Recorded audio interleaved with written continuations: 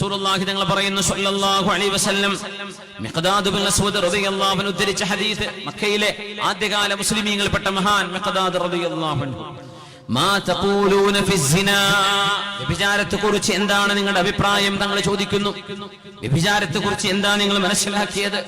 ഖാലൂ ഹറാമുൻ ഹറമഹുല്ലാഹു വറസൂലുഹു, വിവാഹേതര ബന്ധങ്ങൾ പാടില്ലെന്ന് അല്ലാഹുവും അവന്റെ റസൂലും നിർബന്ധമാക്കിയിരിക്കുന്നു.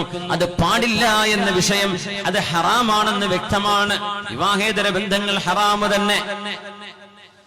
തങ്ങൾ പറഞ്ഞു,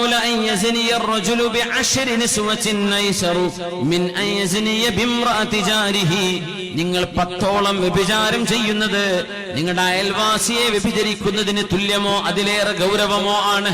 ഒരു വ്യഭിചാരത്തിന്റെ കുറ്റം തന്നെ എറിഞ്ഞുകൊല്ലലാണെങ്കിൽ 10 വ്യഭിചാരം ചെയ്യുന്നതിനേക്കാളും ഗുരുതരമാണ് ആ വ്യഭിചാരം നിങ്ങളുടെ അയൽവാസിനിയായ പെണ്ണുമായിട്ടാകുമ്പോ. മാ തഖൂലൂന ഫിസ്സരിഖ, കളവ് മോഷണം ചെയ്യുന്നതിനെ കുറിച്ച് എന്താ അഭിപ്രായം? ഖാലൂ ഹറാം, ഹറാമാണ് നബിയെ. ഹറമഹല്ലാഹു വറസൂലുഹു, അല്ലാഹുവും റസൂലും ഹറാമാക്കിയിട്ടുണ്ട്, മോഷണം പാടില്ല. ലഅൻ യസ്രിഖ അർറജുലു മിൻ 10 അബിയാത്തിൻ ഐസറു മിൻ അൻ യസ്രിഖ മിൻ ബൈതി ജാരിഹി, 10 വീട്ടിൽ നിന്ന് മോഷണം ചെയ്യുന്നതിനേക്കാളും ഗുരുതരമാണ് അയൽവാസിയായ ഒരാളിന്റെ വീട്ടിൽ നിന്ന് മോഷണം ചെയ്യലെന്ന് പരിശുദ്ധ റസൂൽ സല്ലല്ലാഹു അലൈഹി വസല്ലം. എന്നിട്ടാ പറഞ്ഞത്, വമൻ അഗ്ലഖ ബാബഹു മിൻ ജാരിഹി മഖാഫതൻ അലാ അഹ്ലിഹി വ ഔമാലിഹി ഫലൈസൽ ജാറു ബിമുഅ്മിൻ, നിങ്ങളുടെ അയൽവാസിയെ പേടിച്ചിട്ട് നിങ്ങൾക്ക് വാതിലടക്കേണ്ടി വന്നാൽ നിങ്ങളുടെ അയൽവാസി നോക്കുമോ കാണുമോ അവൻ ദുഷ്ടമായ ലാക്കോടുകൂടെ കടന്നു വരുമോ എന്ന് പേടിച്ചുകൊണ്ട്, നിങ്ങളുടെ ഭാര്യ മക്കളെ സമ്പത്തിനെയോ പേടിച്ചുകൊണ്ട് നിങ്ങളുടെ അയൽവാസിയുടെ മുമ്പിൽ നിങ്ങൾക്ക് വാതിലടക്കേണ്ടി വരുന്നുണ്ടെങ്കിൽ ആ അയൽവാസി ഫലൈസൽ ജാറു ബിമുഅ്മിനിൻ, അയാൾ മുഅ്മിനല്ല എന്ന് പരിശുദ്ധ റസൂൽ സല്ലല്ലാഹു അലൈഹി വസല്ലം. കിണർ കുഴിക്കുമ്പോൾ പോലും ഈ ബന്ധമുണ്ടത്രേ. ടോയ്ലറ്റിന്റെ സെപ്റ്റിക് ടാങ്ക് വെക്കാൻ അയൽവാസിന്റെ വീടിന്റെ ആ മൂലയിൽ കൊണ്ടുപോയി വെക്കരുത്, അവർക്ക് ഉപദ്രവം ഉണ്ടാക്കരുത്. ടോയ്ലറ്റ് ഉണ്ടാക്കാൻ അയൽവാസിന്റെ വീടിന്റെ ഫ്രണ്ട് ഭാഗമാണത്, അവിടെ കൊണ്ട് അയൽവക്കക്കാരന്റെ ടോയ്ലറ്റ് ഉണ്ടാക്കരുത്. അത് മറയും റൂമൊക്കെ ഉള്ളതാണ്, ചിലപ്പോൾ എയർ കണ്ടീഷനും ആയിരിക്കും, പക്ഷെ ടോയ്ലറ്റ് തന്നെയല്ലേ, അതിൽ ഹുർമത്തില്ലാത്ത സ്ഥലല്ലേ, അയൽവാസിയെ ബുദ്ധിമുട്ടാക്കി. സെപ്റ്റിക് ടാങ്ക് കിണർ തൊട്ടടുത്ത് വെച്ചു, ശറഈ നിയമമുണ്ട്. ഇതൊരു അതിരാണ് പള്ളിയുടെ, അത് ഇവിടെ കിണറുണ്ട് പള്ളിക്ക് എന്ന് വിചാരിക്കും. തൊട്ടിപ്പുറത്ത് അയൽവാസിയിൽ കിണർ കുഴിച്ചു. ആ കിണർ കുഴിച്ചപ്പോ ആദ്യത്തെ കിണറിലെ വെള്ളം വറ്റിയാൽ, ഇതിലെ വെള്ളം അതിലേക്ക് വലിഞ്ഞു പോയാൽ രണ്ടാമതുണ്ടാക്കിയ കിണർ മൂടണമെന്നാണ് ഇസ്ലാമിന്റെ നിയമം. ഈ വെള്ളം വലിയാൻ കാരണം അതാണ്. എങ്ങനെ അറിയും? ചിലപ്പോൾ മണ്ണെണ്ണ ഒഴിക്കേണ്ടി വരും, അങ്ങനെ ഫുഖഹാക്കൾ പറഞ്ഞു. അതുപോലെ സാധനം ഒഴിച്ചിട്ട് പിന്നെ അത് അടിച്ചൊഴിവാക്കേണ്ടി വരും. ആ മണ്ണെണ്ണയുടെ രുചി ഈ കിണറിൽ നിന്ന് അടുത്ത കിണറിലേക്ക് പാസ്സാവുന്നുണ്ടോ, ഉണ്ടോ എങ്കിൽ ഈ കിണറിലെ വെള്ളം വലിയാൻ കാരണം ഈ കിണറാണെന്ന് മനസ്സിലാക്കുന്നു. എന്നിട്ട് പുതിയ കിണർ മണ്ണിട്ട് മൂടണം എന്നാണ് ശറഈന്റെ നിയമം. അയൽപക്കത്തിന്റെ ഇത്രയും ഗൗരവമാണ് നമ്മുടെ അയൽപക്ക ബന്ധങ്ങൾ. ഒരാളും ഒരാളെയും ബുദ്ധിമുട്ടാക്കരുത്, പ്രയാസപ്പെടുത്തരുത്.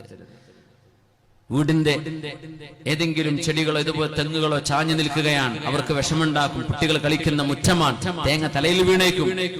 ആ മരം അങ്ങ് മുറിച്ചു മാറ്റിക്കൊണ്ടെങ്കിലും അതാണ് പരിഹാരമെങ്കിൽ അത് അയൽപക്കക്കാരനെ ബുദ്ധിമുട്ടാക്കല്ലേ. ഈമാൻ അല്ലാഹു സ്വീകരിക്കില്ലെന്ന് പരിശുദ്ധ റസൂൽ സല്ലല്ലാഹു അലൈഹി വസല്ലം.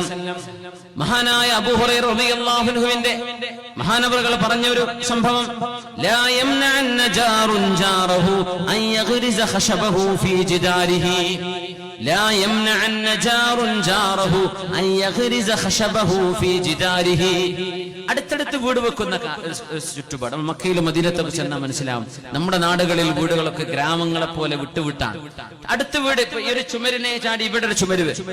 ആ ചുമര് വരുമ്പോ ഇവിടെ ഒരു അയൽവാസി വീട് വെക്കുകയാണെങ്കിൽ ആ അയൽവാസിനെ അവിടെ ഒരു ചുമര് കെട്ടേണ്ട കാര്യമില്ല എന്നാ. അയൽപക്കക്കാരന്റെ ആ ചുമരിൽ അയൽവാസിയുടെ വീടിന്റെ ഖശബ്, അന്ന് മരം കൊണ്ടാണ് വീടുണ്ടാക്കിയ മേൽഭാഗം, ആ മരം അതിലേക്ക് വെച്ചു കഴിഞ്ഞാൽ ആ ചുമരിന് താങ്ങാൻ കഴിയുമെങ്കിൽ ഒരു അയൽവാസി അത് പറ്റില്ല എന്ന് പറയാൻ പാടില്ല. വലോ മസ്ജിദൻ, പള്ളിയാണെങ്കിൽ തന്നെയും. പള്ളിന്റെ അടുത്തൊരു വീടുണ്ടാക്കുന്ന അയൽവാസി പള്ളിന്റെ ചുമരിന് സ്ട്രോങ് ആണ്, അവിടെ അയൽവാസിക്ക് ഒരു ബീം കെട്ടാൻ പറ്റും, ഉറപ്പുണ്ട്. അയൽവാസിക്ക് സ്ഥലമില്ല, ആ ചുമരിന്റെ ഭാഗം, ബാക്കി 3 ചുമര് ഇയാൾ കെട്ടണം. പക്ഷെ അതിര് കിടക്കുന്നത് പള്ളിയുടെ ചുമരാണ്. ആ ചുമര് കട്ടിയുള്ളതും ഉറപ്പുള്ളതുമാണെങ്കിൽ പള്ളി കമ്മിറ്റിക്കാരെ എന്ത് ചെയ്യാൻ പറ്റില്ല എന്നാ, ഏതവിടെ വെക്കാൻ പാടില്ല എന്ന് പറഞ്ഞുകൂടാന്ന. അത്രയും ഗൗരവം മസ്ജിദിന്റെ വിഷയത്തിൽ പോലും നമ്മുടെ ഫുഖഹാക്കൾ കണ്ടിട്ടുണ്ട്. അയൽവാസിയുള്ള ബന്ധം അങ്ങനെയാ.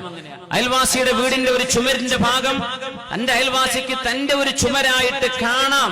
അതിന്റെ ഉൾഭാഗം ഉപയോഗിക്കാം, പുറം ഭാഗം. അവിടെ ഞാൻ ഇവിടെ ഒരു ചുമര് കെട്ടാതെ നിങ്ങളുടെ ചുമരുമ ഒരു എന്റെ മരം വെച്ചിട്ട് ഞാൻ അതൊന്ന് മേഞ്ഞോട്ടെ എന്ന് ചോദിച്ചാൽ പറ്റില്ല, നീ വേറെ വെച്ചോ എന്ന് പറയാൻ ഒരു കാരണേ പാടുള്ളൂ. എന്ത്? നിങ്ങളുടെ ചുമര് സ്ട്രോങ് അല്ല, അത് വെച്ചാൽ ഇത് പൊളിഞ്ഞു വീഴും, എന്നാ വേണ്ടെന്ന് പറയാം. അല്ലേ നിങ്ങളുടെ അയൽവാസിക്ക് നിങ്ങൾ ആ സൗകര്യം ചെയ്തു കൊടുക്കണം. അബൂ ഹുറൈറ തങ്ങൾ പറയാ, ലാ യംനഅന്ന ജാറുൻ ജാറഹു, നിങ്ങൾ ആരും ഒരു അയൽവാസിയോട് വേണ്ട എന്ന് പറയരുത്. അയ്യഗ്രിസ ഖശബഹു ഫീ ജിദാരിഹി, നിങ്ങളുടെ വീടിന്റെ ചുമരിലേക്ക് അവന്റെ വീടിന്റെ മേൽക്കൂല വെക്കാനുള്ള പലക വെക്കുമ്പോൾ നിങ്ങൾ പാടില്ല എന്ന് പറയരുതേ. അബൂ ഹുറൈറ റളിയല്ലാഹു അൻഹു പറയാണ്, മാലി അറാകും അൻഹാ മുഅ്രിദീൻ, നിങ്ങൾ ആരും എന്താ ഇത് ചെയ്യാതിരിക്കുന്നത്? അബൂ ഹുറൈറ തങ്ങൾ പറയാ, റസൂലുള്ളാഹി നിങ്ങൾ പറഞ്ഞതല്ലേ ഇത്, എന്നിട്ട് എന്താ നിങ്ങൾ സമ്മതിക്കാത്തത്?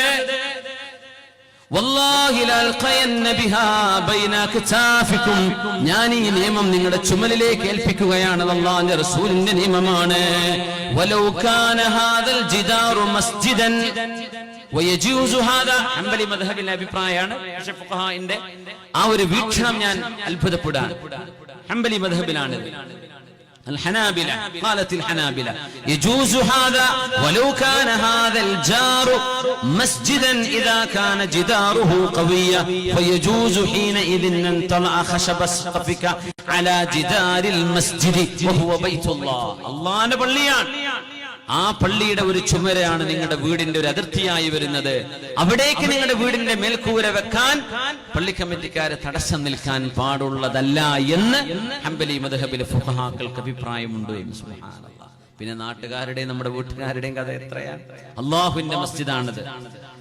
അപ്പൊ നമ്മളൊക്കെ എത്ര വീഴ്ചയാണ് നാടുകളിൽ ചെയ്തുകൊണ്ടിരിക്കുന്നത്. ഈ പരിപാടി ആരെങ്കിലും പിന്നീട് കേൾക്കുകയാണെങ്കിൽ തന്നെയും നിസ്സാരമായ മതില് വെച്ച് കെട്ടിയിട്ട് നമ്മുടെ വീടുകളുടെ അതിര് കെട്ടാൻ വേണ്ടി എന്ന ആ ഒരു കാരണം പറഞ്ഞ് വഴിയാത്രക്കാർക്ക് വാഹനം തിരിയാൻ കഴിയാതെ, ഒരാൾക്ക് കടന്നു പോകാൻ കഴിയാതെ, ഒരു ഓട്ടോറിക്ഷയ്ക്കോ കാറിനോ പോകാൻ കഴിയാതെ അസൂയ കൊണ്ട് ഇതിലൊക്കെ നടന്നുപോയ കാലല്ലേ, ഇപ്പോഴല്ലേ കാറായത്, അവർ നടന്നങ്ങ് പോയാൽ മതി. ഇത് അഹങ്കാരവും അസൂയയുമാണ്. അതൊക്കെ ഒരു അണുമണി തൂക്കം, കടകിന്റെ അത്ര, ഒരു ഗ്രാം പോലും കിട്ടൂല. അത് അത്ര ഉണ്ടെങ്കിൽ സ്വർഗം കിട്ടൂല എന്നാണ് നബി തങ്ങൾ പറഞ്ഞത് സ്വല്ലല്ലാഹു അലൈഹി വസല്ലം. ഇതുകൊണ്ട് ശ്രദ്ധിക്കണേ, അയൽപക്ക ബന്ധങ്ങളെ ഈമാൻ കൊണ്ട് ദൃഢപ്പെടുത്തണേ. സ്നേഹബന്ധമാണ്, പരിശുദ്ധ നബി തങ്ങൾ പഠിപ്പിച്ച ബന്ധമാണിത്. അല്ലാഹു സുബ്ഹാനഹു വ തആല ആ 40 വീടുകൾ നമുക്ക് ചുറ്റും, നമ്മുടെ മുമ്പിൽ 40, പിന്നിൽ 40, വലതുഭാഗത്ത് 40, ഇടത് 40, ഓരോ വീടുകൾക്കും അങ്ങനെ 40. അങ്ങനെ നോക്കിയാൽ ഈ പ്രപഞ്ചത്തിലെ മുഴുവൻ വീടുകളും രാജ്യങ്ങളായ രാജ്യങ്ങളും അതിനുള്ള ജില്ലകളും പഞ്ചായത്തുകളും ഒക്കെ ഹഖുൽ ജിവാർ, അയൽപക്കത്തിന്റെ ബന്ധത്തിന്റെ താഴെ വരുന്ന ബന്ധമേ ഉള്ളൂ. സുബ്ഹാനല്ലാഹ്. നമ്മളൊക്കെ ഈ ഭൂമിയിലെ അയൽക്കാർ, ആരും ആരെയും ഉപദ്രവിക്കാതെ ഭൂമിയിൽ ജീവിക്കാനുള്ള അവകാശം സർവ്വ മനുഷ്യർക്കും ജീവജാലങ്ങൾക്കും അല്ലാഹു നൽകിയത് അംഗീകരിച്ചുകൊണ്ട് നമ്മൾ മുസ്ലിമീങ്ങളാണ്. നമ്മുടെ അയൽവാസി എന്ത് ഉപദ്രവം ചെയ്താലും അവരോട് നന്മ ചെയ്ത് ആ നന്മയെ പരിപോഷിപ്പിച്ച് അവർക്ക് ഉപകാരം ചെയ്ത് ഉപദ്രവങ്ങളെ സഹിക്കുന്നത് പോലും അയൽപക്ക ബന്ധത്തിന്റെ ബാധ്യതയാണെന്ന് പരിശുദ്ധ നബി തങ്ങൾ സ്വല്ലല്ലാഹു അലൈഹി വസല്ലം. നമ്മൾ ദുആയിലേക്ക് കടക്കാണ്. അസ്ർ നിസ്കാരത്തിന്റെ സമയമായി നിസ്കരിക്കാൻ കാത്തിരിക്കുകയാണ്. നമ്മുടെ ബക്കറ്റുമായിട്ട് വരുന്നുണ്ട്. അതിൽ കാര്യമായ സഹായം എല്ലാവരും ചെയ്തു കൊടുക്കണമെന്ന് അറിയിക്കുകയാണ്. ഞാൻ അവസാനിപ്പിക്കുകയാണ്. സർവശക്തനായ അല്ലാഹു റബ്ബുൽ ഇസ്സത്ത് നമുക്ക് ദുനിയാവിലും ആഖിറത്തിലും ഹുസ്നുൽ ജിവാർ, നല്ല അയൽപക്ക ബന്ധങ്ങളെ അല്ലാഹു നൽകട്ടെ. നമ്മുടെ അയൽപക്കക്കാർ ദുനിയാവിലും ആഖിറത്തിലും അല്ലാഹു നന്നാക്കി തരട്ടെ. നാളെ ഖബറിന്റെ അകത്തും അല്ലാഹു നന്നാക്കി തരട്ടെ. ഏറ്റവും നല്ല അയൽക്കാരെ കിട്ടിയ 2 മഹാന്മാർ, ഉമർ ഇബ്നുൽ ഖത്താബ് തങ്ങളും മഹാനായ അബൂബക്കർ സിദ്ദീഖ് റളിയല്ലാഹു അൻഹു. പരിശുദ്ധ നബിയാണ് അവിടുത്തെ ജാർ സ്വല്ലല്ലാഹു അലൈഹി വസല്ലം. സ്വഹാബികളുടെ സുഹബത്ത് കിട്ടിയ മഹാന്മാർ, സജ്ജനങ്ങളുടെ കൂടെ കിടക്കാൻ നാളെ ഖബറിന്റെ അരികത്തേക്ക്, ഖബറിലേക്ക് വരുമ്പോ അവിടെ സജ്ജനങ്ങൾ നമ്മുടെ പരിസരത്തുണ്ടായി അവരുടെ റഹ്മത്തിന്റെ ഫൈളാൻ നമ്മിലേക്കും അല്ലാഹു നൽകിയെങ്കിലും അല്ലാഹു നമ്മയൊക്കെ അനുഗ്രഹിക്കട്ടെ. അല്ലാഹുമ്മ ഇന്നി അഊദു ബിക മിൻ ജാരി സൂഇ ഫീ ദാരിൽ ഇഖാമ എന്ന് നബി തങ്ങൾ പറഞ്ഞ അല്ലാഹു ഞങ്ങളുടെ നാടുകളിൽ മോശപ്പെട്ട അയൽപക്ക ബന്ധങ്ങളില്ലാതെ നീ കാക്കണേ റബ്ബേ.